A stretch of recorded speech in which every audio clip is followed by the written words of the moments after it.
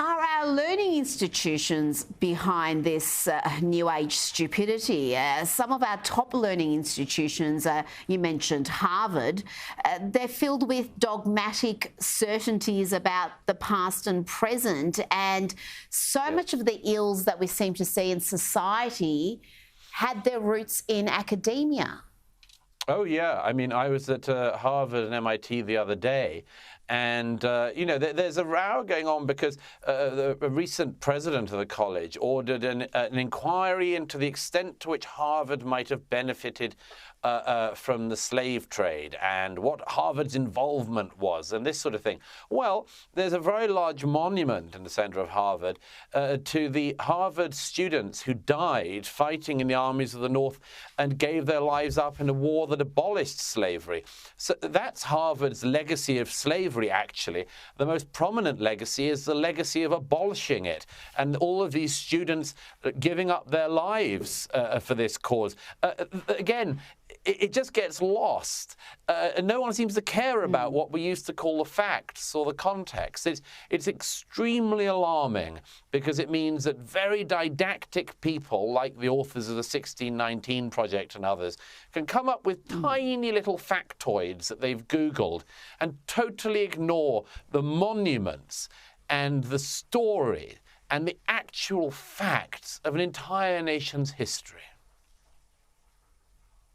Now to Finland, where a leading gender specialist is chief psychiatrist at one of the country's 2 government-approved gender clinics for children. Well, they're calling out the suicide or transition discourse surrounding gender dysphoric kids. This is where the argument is if you don't allow children to transition, they will be at significantly higher risk of suicide. Well, the chief psychiatrist at Tampere University Paediatric Gender Clinic has said that argument is purposeful disinformation and spreading it is irresponsible. Douglas, it's interesting to contrast the markedly different approach in some very progressive liberal societies like Finland to the US, where in much of the country, a child's self-identification is considered almost sacred.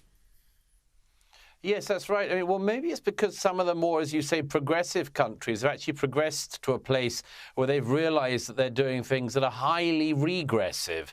I mean, deciding, for instance, that if a boy likes slightly girly things, he must actually be a girl. And if a girl likes slightly boyish things, she must be made into a boy. Maybe they've realized, among other things, that, human beings, as I said in The Madness of Crowds a few years ago, human beings are not Lego.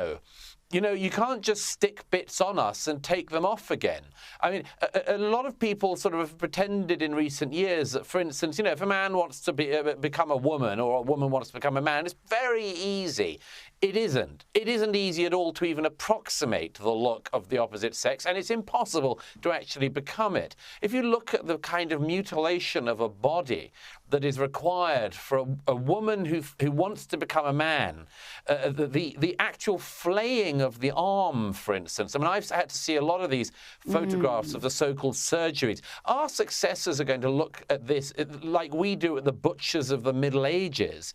And maybe they've wised up a bit and are realizing that there might be more decent ways to address people who have certain, effective, disorders or similar.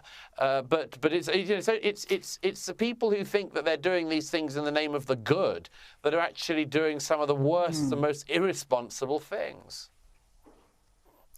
Now, staying on that issue, some startling data. A new Gallup poll has revealed 1 in 5 Gen Z adults identify as LGBTQIA+, and that number is only expected to grow. Douglas, in just 4 years, the number of Gen Z adults who identify as LGBTQ+ has increased from 10.5% to 20.8% in just 4 years. Yes.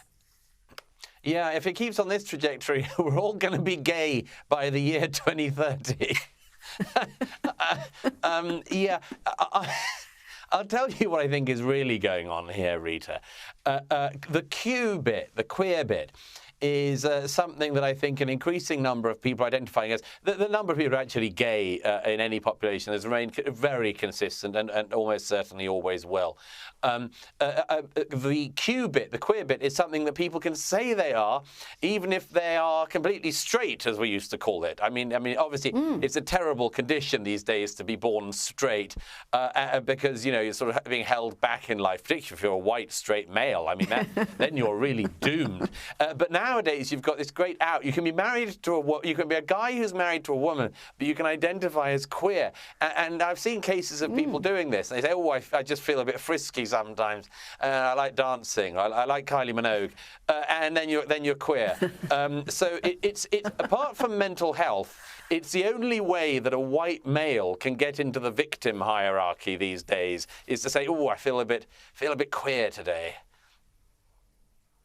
Well, yes, that's that. I saw that complaint from a gay man just earlier this week about heterosexual couples who now identify as queer, and that confused him, to say the least. Now, turning to the world of television, a new series has grabbed your attention, but for all the wrong reasons. Tell me why you say this highly promoted Netflix series is not only boring, but also a work of propaganda. Yeah, I'm a great binge watcher, as we all are these days. And I basically binge-watched Fauda, the Israeli spy drama on Netflix. Fauda is an amazing thing because it's morally complex as well as being pacey and much more and exciting. And then I came across this movie that's also on Netflix called Fauda. And it's a film about the 1940 events in the Middle East in 1948 at the creation of the State of Israel. And I was stunned by it because it is an absolutely propagandistic film in which the Palestinians are living in Eden until the terrible Jews arrive, kill children and so on for no reason. And it's an absolutely cardboard characterization, plotting, and much more.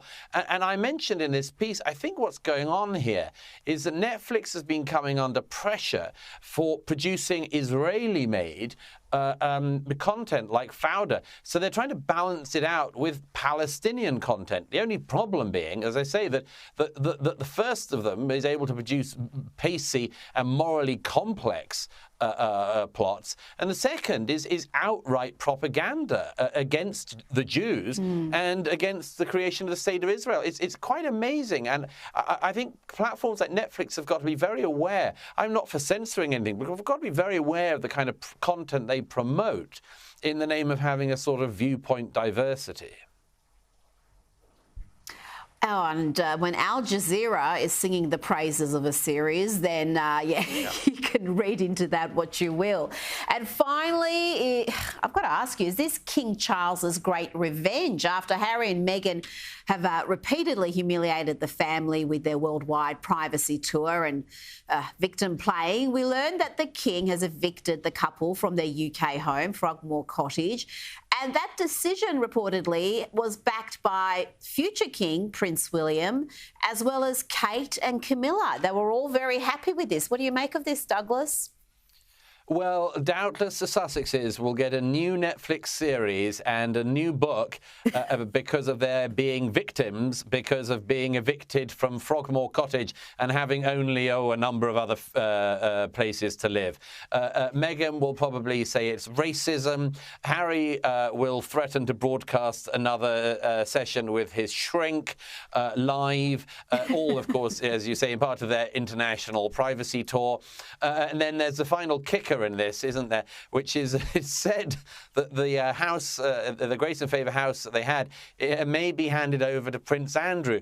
So it's more desirable to have Prince Andrew living there than Prince Harry and Meghan. And that's a heck of a kicker, isn't it, Rita? You've got to admit. Oh, absolutely. But even in the US, there was polling on this just last week, even in the US, they are less popular than Prince Andrew, particularly Meghan, but even Harry. His popularity has plummeted something like 40%.